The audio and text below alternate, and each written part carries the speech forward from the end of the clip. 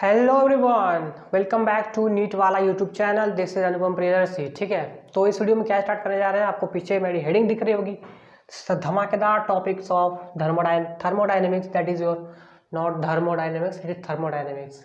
Okay, so this is the standard first law of thermodynamics, because ये law काफ़ी important है, exam से भी काफ़ी क्वेश्चन आते हैं इस लॉ से। ठीक है, तो इस लॉ को पढ़ना बहुत जरूरी है। And this is going to the lecture number 5 of this chapter. Lecture number 4 missing है यूट्यूब चैनल पे, हीट कैपेसिटी वगैरह, स्पेसिफिक हीट कैपेसिटी, उसको मैं अपलोड कर दूंगा क्योंकि मैंने वीडियो बनाई हुई थी लेकिन वो अनफॉर्चुनेटली मेरे ऐप से डिलीट हो गई, तो I will upload it again. So this we are going to discuss about law of thermodynamics, branded video. ठीक है, इस पर काफ़ी न्यूमेरिकल्स भी आते हैं, न्यूमेरिकल्स हम लोग बाद में करेंगे, इसके सेपरेट वीडियो लेक्चर रखेंगे। पहले इसमें सारे concepts, internal energy, law of thermodynamics क्या है, फर्स्ट लॉ ऑफ थर्मोडायनेमिक्स वगैरह सारे के बारे में डिटेल में हम लोग करने वाले हैं। समझ में आई बात? ठीक है, तो first thermodynamics, first law of thermodynamics is delta U is equal to the delta W. What are this all the terms? पहले कॉपी मैंने जो बनाने दी थी उसको मैं आपने हुआ कि नहीं उसमें पहले से नोट डाउन करें। Delta U is the change in internal energy. अब इंटरनल एनर्जी क्या है उसको मैं बताऊंगा, लेकिन पहले नोट करें चेंज इन इंटरनल एनर्जी।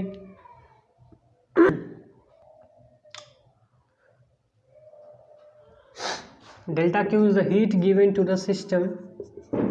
ऐसा नहीं है कि आपने हीट नहीं पढ़ा तो ये समझ में नहीं आएगी, थोड़ी बहुत समझ में आनी चाहिए। ठीक है, given the system and your W is the change in work, change in done, change in work done, change in work done only लिखते हैं इसको। ठीक है, ठीक है, अगर आप स्मॉल चेंजेस की बात करो, कुछ स्मॉल चेंजेस इसमें करो तो ये हो जाएगा D U is equal to the D Q plus D W. कुछ स्मॉल चेंजेस करते हो तो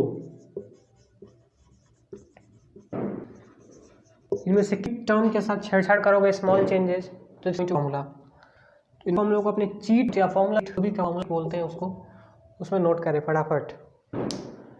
then we proceed to the internal energy, because internal energy के कॉन्सेप्ट के बगैर आप ये लो तो समझ ही नहीं पाओगे। ठीक है, तो फटाफट नोट करें इसको, साइड हो जाता हूँ मैं, पॉज करें, नोट करें। कर लिया? चलिए कर लिया तो बहुत। Let's talk about internal energy. What is internal energy actually? Internal मतलब समझ में आ रही है बात, अंदर की एनर्जी। ये उतनी अंदर की एनर्जी है जहाँ तक हम पहुँच भी नहीं सकते, या फिर जहाँ तक साइंस पहुँच सकता है वहाँ की इंटरनल एनर्जी है। इनसाइड एनर्जी इसको बोल सकते हो आप, क्योंकि जो काफ़ी अंदर की एनर्जी, पूरे इलेक्ट्रॉन, प्रोटॉन, न्यूट्रॉन सारे की एनर्जी है। ठीक है, और ये total energy of energy of the system भी होता है में, इसको काउंट किया जाता है काइंड एनर्जी, इंटरनल एनर्जी है। टोटल एनर्जी बात किसी भी system, I am not talking about any particular thing, I am not the system considering, जिसके बारे में इन्वेस्टिगेशन करोगे, तो this is going to be the part of kind.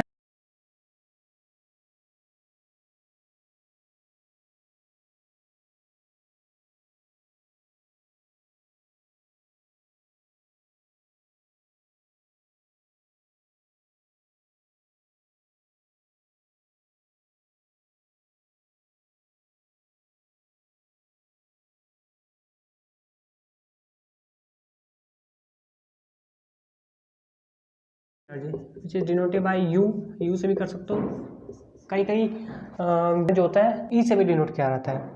ठीक है, तो काइनेटिक आपको पता to the motion and potential जो अट्रैक्शन फोर्स इंटरनल एनर्जी के बारे में डिस्कस करने जा रहे हैं। पहले नोट करें, इंपॉर्टेंट है कि total is equal to the kinetic energy plus potential energy internal energy. Note करें फटाफट, कर लिया नोट? ठीक है, क्या नोट? एक बात मैं कहाँ बताऊँ, नीचे बता दूँ क्या? नीचे बता देता हूँ, यहाँ पे दिखेगा when the system is at rest, when the system is at rest in the absence of electrical field, किसी भी तरह के इलेक्ट्रिकल फील्ड, ग्रेविटेशनल, मोशनल वगैरह कुछ भी नहीं होना चाहिए। देन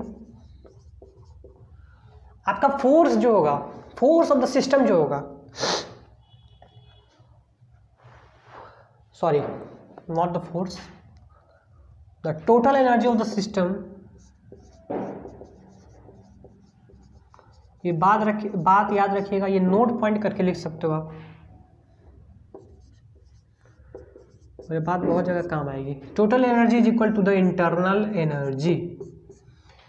ये बात को गांठ बांध लो, कहीं भी लिख लो, दिमाग में लिखो, कॉपी में लिखो, स्क्रीनशॉट लो, कुछ भी करो, लेकिन इस बात को याद रखो कि जब सिस्टम रेस्ट में है और कोई भी उस पर field, electrical field, potential field, gravitational field, कुछ भी फील्ड काम नहीं कर रही है, तो total energy of the system is equal to the internal energy. ठीक है, इस बात को हमेशा याद रखेंगे, नोट करेंगे इस स्लाइड को। इस स्लाइड पे पूरी जितनी भी लिखो ये कॉपी में छाप डालिए आपने। ठीक है, छाप लिया तो चलिए आगे बढ़ते हैं।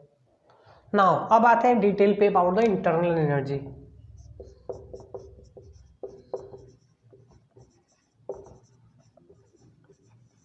इंटरनल एनर्जी आप बोलोगे यू से भी होता है, यू से, ई से भी होता है, किसी से भी डिनोट कर लो यार, मैंने यूज किया तो ई से भी कर सकते हो। ठीक है, it is your choice. So it is the kinetic energy of transitional. Transitional का मतलब कि दो मॉलिक्यूल्स हैं आपस में रिवॉल्व अराउंड हो रहे हैं, मोशन तो हो रहा है ना यार, उसी की वजह से तो काइनेटिक एनर्जी प्रोड्यूस होता है।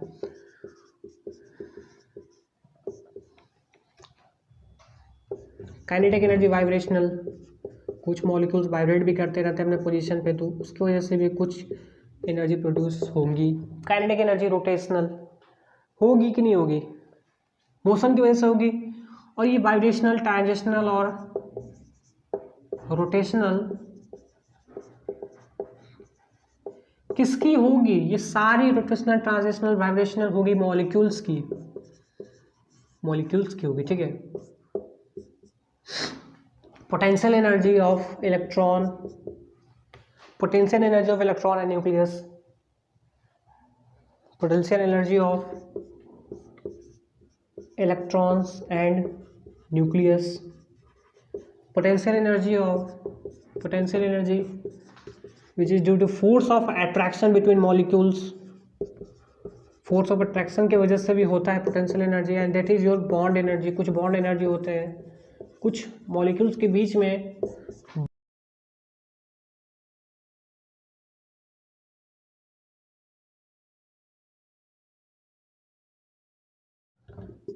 डॉट डॉट डॉट मैं क्यों बोल रहा हूँ, एंड सो ऑन। ये बहुत ही अंदर की एनर्जी है, it is the inside energy of molecules. Molecules नहीं लिख रहा हूँ, इनसाइड एनर्जी लिख रहा हूँ। ठीक है, तो ये बहुत ही अंदर की एनर्जी है, बहुत ही अंदर की एनर्जी। मेरे बात को गौर से ध्यान दे, बहुत ही अंदर की एनर्जी है, नोट करें इसको। नोट कर लिया? नोट कर लिया हो तो आगे बढ़ते हैं। एंड नेक्स्ट पॉइंट, अब पॉइंट लिखने जा रहे हैं about internal energy. It is impossible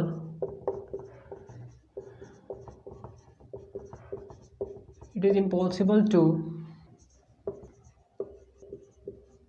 determine the actual internal energy. That मतलब कि रियल एक्चुअल इंटरनल एनर्जी क्या है किसी भी मॉलिक्यूल्स की, किसी भी सिस्टम की, वो इम्पॉसिबल है। अब यहाँ पे दिमाग लगाने लगेगा कि इम्पॉसिबल आई एम पॉसिबल होता है, it is not applicable chemistry. तो वो कॉन्सेप्ट यहाँ पे ना लगाए, मोटिवेशन अपने पास रखिए, मोटिवेट होते रहें, लेकिन वो दिमाग ना लगाए कि इम्पॉसिबल आई एम पॉसिबल दिख रही है। तो हमें इंटरनल एनर्जी में हम लोग क्या पता लगाते हैं? हम लोग इंटरनल एनर्जी में पता लगाते हैं चेंज इन इंटरनल एनर्जी, हम लोग पता करते हैं एक्चुअली। अगर मान लो कोई एक बच्चा तेज है, एक बच्चा थोड़ा लो है पढ़ने में, तो आप उसको पता कैसे लगाते हो? आप उसकी एक्चुअली स्ट्रेंथ तो नहीं पता है आपको, कौन बच्चा तेज है, कौन क्या है, वीक है, कमज़ोर है, क्या है।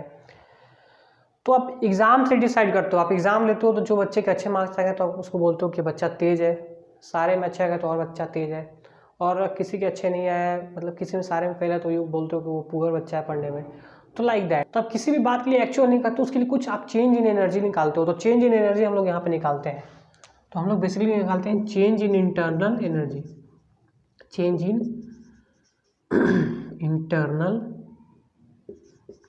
इन इंटरनल एनर्जी हम लोग बेसिकली निकालते हैं, यानी कि डेल्टा यू निकालते हैं हम लोग। तो delta U is equal to the delta Q plus delta W. Note करें फटाफट, नोट करें फटाफट। नोट कर लिया?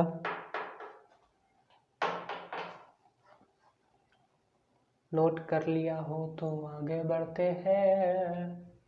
नोट कर लिया होगा, चलिए let's talk about some points of internal energy. Internal energy it is an extensive property. Extensive property याद आ रही है? जिसको भी अगर एक्सटेंसिव प्रॉपर्टी नहीं याद आ रही है, अगर जिसने लेक्चर नंबर नहीं देखा हुआ है, तो lecture number I hope so कि 1 2 यस सेकेंड लेक्चर यूट्यूब पे टाइप करें thermodynamics class 11 lecture number 2 NEET वाला अनुपम प्रियदर्शी, आपको वो लेक्चर मिल जाएगा, आप उसको देख सकते हो।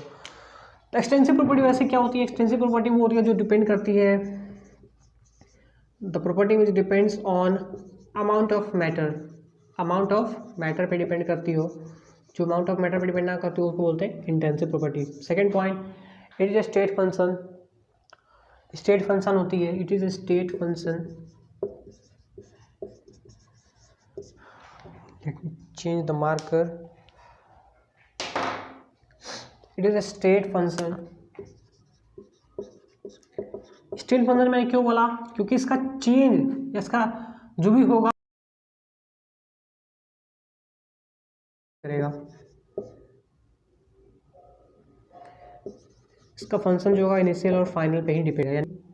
यू में पूछूं delta U equal to the U final minus initial. समझ में आ रही है बात? समझ में आ रही है ना? It depend on path. जब इनिशियल और फाइनल पे डिपेंड कर रही है तो फाइनल पाथ पे क्यों डिपेंड करेगी? It does not depend on path. ठीक है, एक और मैं लिखता हूँ यहाँ पे third point. In a cyclic process delta u is always 0, and this is the very important point for whether the NEET point of view and for whether the board point of view, for whether the JEE point of view। कोई भी cyclic process दे देता है बच्चे, उसमें भी लगा कर आ जाते हैं यू फाइनल माइनस इनिशियल। भाई साइक्लिक है तो उसमें चेंज 0 होगा, बिकॉज जिस पोजीशन इसमें स्टेट फंक्शन है ये इनिशियल और फाइनल पोजीशन में डिपेंड कर रही है। साइक्लिक प्रोसेस जाहिर सी बात है, आपने इस पॉइंट से शुरू किया, आपने यहाँ तक ट्रेवल किया, घूम फिर के आप इसी पॉइंट पे वापस आ जा रहे हो। ठीक है, तो this is going to cyclic process में किसी भी कोई भी चेंज होगा, change in pressure, change in temperature, कुछ भी होगा वो 0 होगा, बिकॉज ये साइक्लिक प्रोसेस है। ठीक है ना? ठीक है, तो नोट करें यहाँ तक, ये प्रॉपर्टी है इसकी, नोट कर ले फटाफट।